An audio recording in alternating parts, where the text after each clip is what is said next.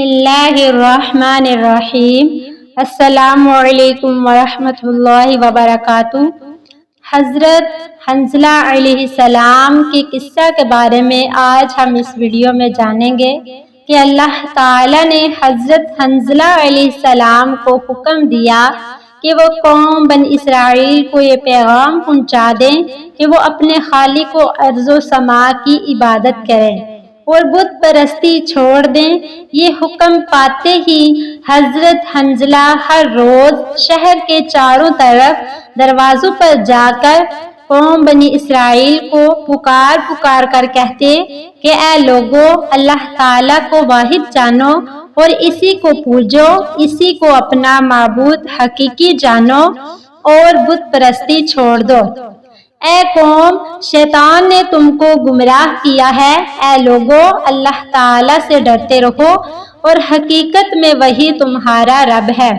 یہ سن کر اس قوم بنی اسرائیل نے کہا، جو گمراہی میں بہت ہی بڑھ گئے تھے، کہا کہ اے حنظلہ، ہمارا یہی رب ہے جو ہم پوجتے ہیں۔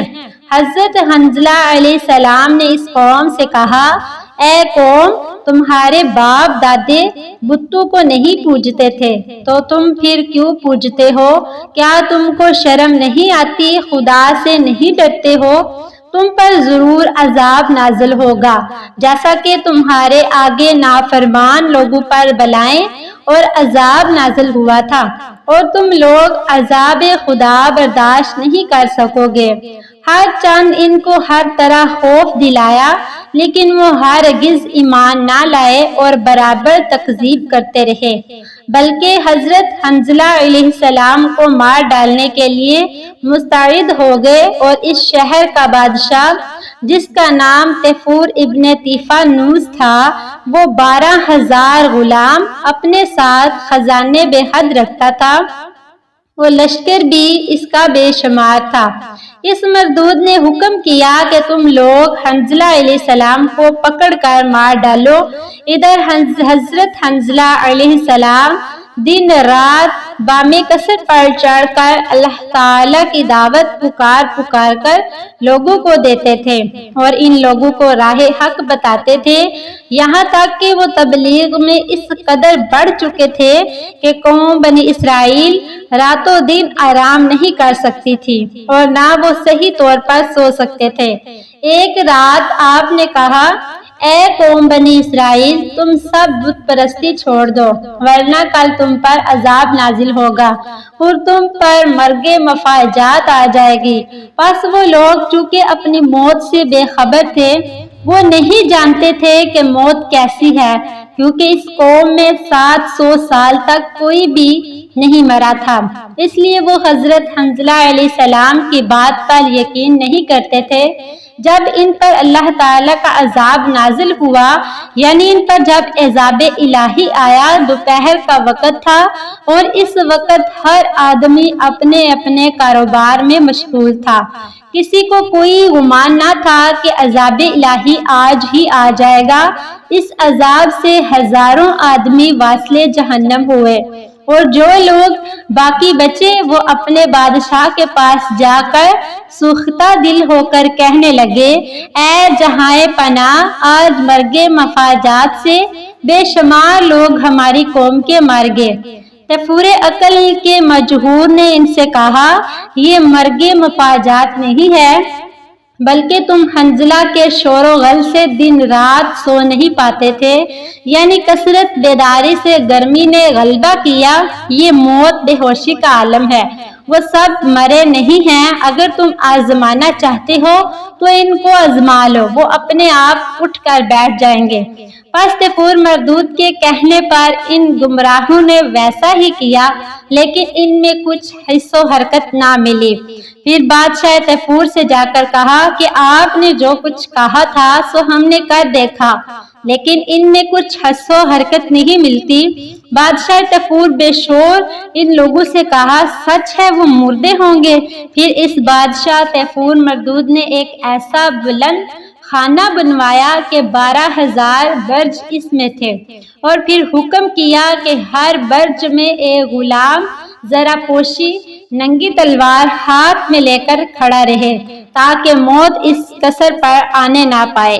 अगर मौत आए तो इसको तलवार मारकर टुकड़े टुकड़े कर डालो और दरवाजे गुंबद के बंद कर दो और दरमियान इन गुंबदों के एक कोठड़ी लोहे की बनवाई, फिर इसमें सगे मरमर लगवाया और इसी में एक शाही तख्त और हर किस्म की नेमतें रख दी और शमा भी इसमें रोशन की।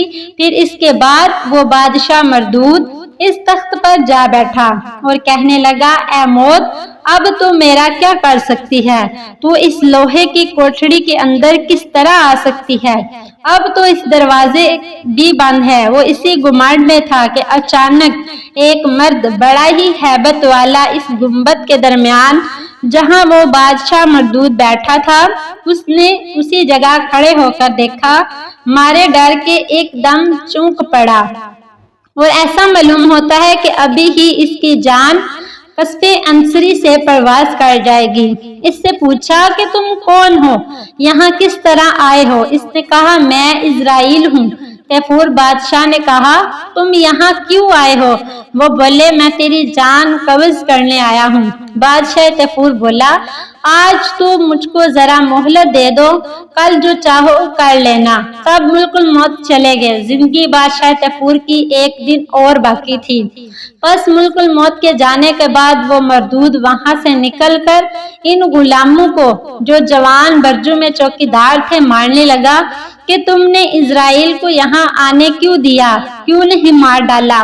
उन्होंने कहा, ऐ जहाए पनाह, हमने इसको नहीं देखा कि वो किस तरह इसके बाद आपके पास आपके गुंबद में चला गया, क्योंकि वह जब वहां से निकला तो उसने देखा कि उस लोहे की कोठड़ी के अंदर एक सुराख है। वो समझा कि इजराइल की आमद इसी सुराख से हुई है, अलहाजा वो इस सुराख को बंद करने लग गया। जब वो बंद हो गया तो फिर वही बेपरवाह हो गया, फिर इसी तख्त पर जा बैठा और वो इस किस्म से बनवाया था कि देखने वाला ख्याल नहीं कर सकता कि इसका दरवाजा कहाँ से है। थोड़ी देर बाद जब इसने अपनी नजर उठाकर देखा तो क्या देखता है, हजरत इजराइल अलैहिस्सलाम इसी जगह गुंबद के अंदर फिर मौजूद हैं जहां कल देखा था। पूछा कि तुम किस राह से आए हो? ये बात सुनकर इन्होंने कुछ जवाब न दिया। फौरन जिगर में हाथ डालकर इस मरदूद की और इसके साथ 12,000 गुलामों की, जो इसकी हिफाजत के गिरदा गिर्द चौकीदार थे, एक ही पल में सबकी जान कब्ज कर ली।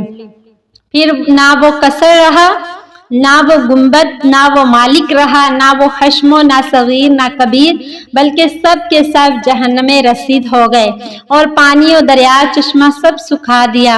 बाकी जो कौम बची थी वो ये देखकर बहुत ही मुताज्जब हुई और बहुत हैरत ज़दा होगी। ना तो मालिक रहा, ना महल, ना इसका हशम, ना पानी, सब का सब वीरान हो गया।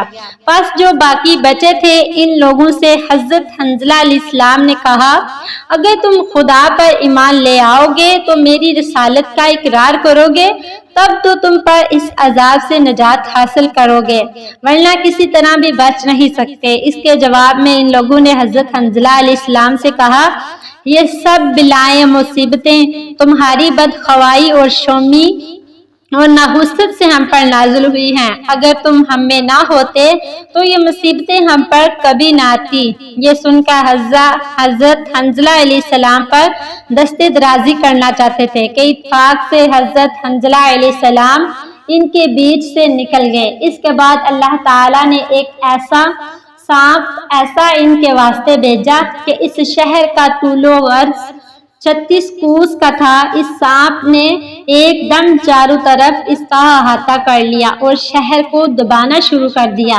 ताकि मकामात इन पर तंग हो जाएं, और चश्मों से धुआं निकला और इस धुएं से अक्सर लोग हलाक हो गए। और फिर इसके कुछ रोज बाद हजरत हंजला अलैहिस्सलाम ने इस जहाने फानी से रुखसत हो गए और आप ऐसे पैगंबर गुजरे हैं कि आपको खुद फरिश्तों ने आकर गुस्ल दिया। جو کہ نعمتیں بنی اسرائیل نے شام کے عمالقہ سے پائی تھی وہ سب اپنے صرف میں لائے، اور عمالقہ کے لوگ یہاں سے حمزیت پا کر زمین مغرب میں جا رہے تھے۔ پھر ایک مدت مدید کے بعد قصد کیا اور اپنے دل میں خیال کیا کہ چلو بنی اسرائیل سے جا کر اپنی مملکت اور نعمتیں چھین لے، اور ہم لوگ کب تک اس ملک میں رہیں گے اور اسی طرح دکھ اٹھاتے رہیں گے۔ چلو سب ملک شام میں اپنے باپ دادا کی میراث پر جا کر بیٹھیں اور اپنا دخل کریں، اور یہ بہتر ہے اس زندگی سے کہ ان سے لڑ بڑھ کر مر جائیں۔ پس عمالقہ قوم اس تدبیر میں تھی، اور قوم بنی اسرائیل اس سے بھی غافل تھی کہ تمام دن و فسق و فجور میں مستغرق رہتے، اور اپنی بدبختی کے مارے اللہ تعالیٰ نے بھی ان میں سے پیغمبری اور بادشاہی کو چھین لیا۔ تب یہ لوگ ذلیل خوار ہو گئے۔ قوم عمالقہ نے آ کر ان سے لڑائی کی اور تابوت سکینہ اور مال و دولت کو ان سے چھین کر زمین مغرب میں لے گئے، اور وہی تابوت سکینہ ایک سبب تھا ان کے اقبال و بلندی کا۔ اب ان میں بادشاہی نہیں رہی، آرام سے کھائیں، اور نہ اب کوئی پیغمبر رہا کہ اس کی دعا سے محفور ہوں۔ سب کے سب غریب و عاجز ہو گئے، اور یہاں تک کہ ان کے درمیان میں کوئی عالم و فاضل بھی نہ رہا کہ ان کو ہدایت کرے اور ان کو شریعت سکھائے۔ تب گمراہ ہو گئے، اور تابوت سکینہ جو عمالقہ قوم نے چھین لیا تھا وہ در حقیقت آنی تھا، اس میں قفل مضبوط لگے تھے۔ ایک روایت میں ہے کہ تابوت کا سر مثل بلی کے سر کا تھا۔ جس کسی کو کوئی حاجت ہوتی تو وہ اس تابوت سکینہ کے چاروں طرف پھر کر دعا مانگتا تو وہ دعا اللہ تعالیٰ فوراً اس کی قبول کر دیتا۔ اگر کسی دشمن سے لڑائی کا موقع ہوتا تو اس تابوت کو سامنے رکھتے، اور اس سے آواز نکلتی مثل آواز بلی کے، اور اسی آواز سے دشمنوں کے دل میں ہیبت طاری ہو جاتی تھی، وہ سب کے سب بھاگ جاتے تھے، اور مومن لوگ اس کی برکت سے فتح یاب ہوتے تھے، اور ہر طرح کا آسائش و آرام ملتا تھا۔ مگر اس تابوت کے اندر کیا تھا یہ کوئی نہیں بتا سکتا تھا، جیسے کہ اللہ تعالیٰ نے فرمایا اور کہا ان کو ان کے نبی نے نشان اس کی سلطنت کا یہ ہے کہ آئے تم کو ایک صندوق جس میں دل جمی ہے تمہارے رب کی طرف سے، اور باقی اس چیز کے چھوڑ گئی موسیٰ ہارون کی اولاد اٹھا لائیں گے اس کو فرشتے، اس میں نشانی پوری ہے تم اگر یقین رکھتے ہو۔ خبر ہے کہ اس تابوت کے اندر حضرت موسیٰ علیہ السلام کا عصا، حضرت ہارون علیہ السلام کا امامہ، اور ترجنین جو آسمان سے ان کی قوم کے لیے میدان طیہ میں اتری تھی جس کا تذکرہ ہم کر چکے ہیں۔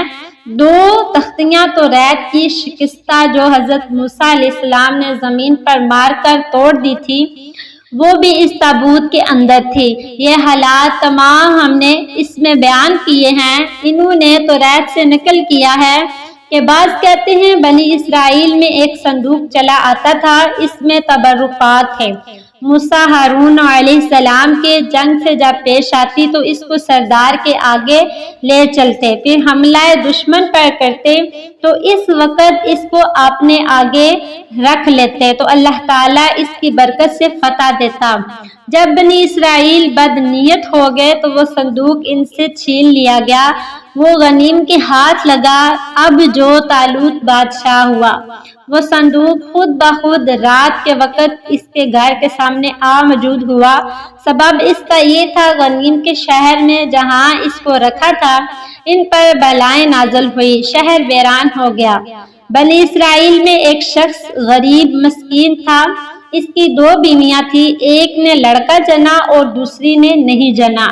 لڑکے والی نے اس سے کہا تم نے ایک لڑکا بھی نہیں جنا؟ اس نے کہا اے بی بی، اللہ تعالیٰ کسی کو بے مانگے فرزند دیتا ہے اور کسی کو مانگنے سے بھی نہیں دیتا، اور میں تو اس کی درگاہ اور دربار سے امیدوار ہوں کہ تم کو بے مانگے اس نے لڑکا دیا مجھ کو بھی دے گا انشاءاللہ۔ بس دلگیر ہو کر اس نے تمام شب خدا کی عبادت کی اور اپنا سر سجدہ میں رکھ کر دعا مانگی۔ اللہ تعالیٰ نے اس کی دعا قبول کی وہ ایک فرزند اس کو عنایت کر دیا۔ پھر اس کی والدہ نے اس فرزند کا نام شموئیل رکھا۔ جب وہ بڑے ہوئے اور تقریباً 40 برس کے ہوئے تو اللہ تعالیٰ نے ان کو اپنے فضل و کرم سے ان کو نبوت سے سرفراز کیا تاکہ وہ مخلوق خدا کو راہ حق دکھائیں اور اللہ تعالیٰ کی وحدانیت کا اظہار کریں اور دنیا سے گمراہ لوگوں کا خاتمہ ہو۔ اگر آپ کو ہماری ویڈیو دلچسپ اور معلوماتی لگی ہو تو ہمارے آپ چینل کو سبسکرائب کر لیں۔ جزاک اللہ۔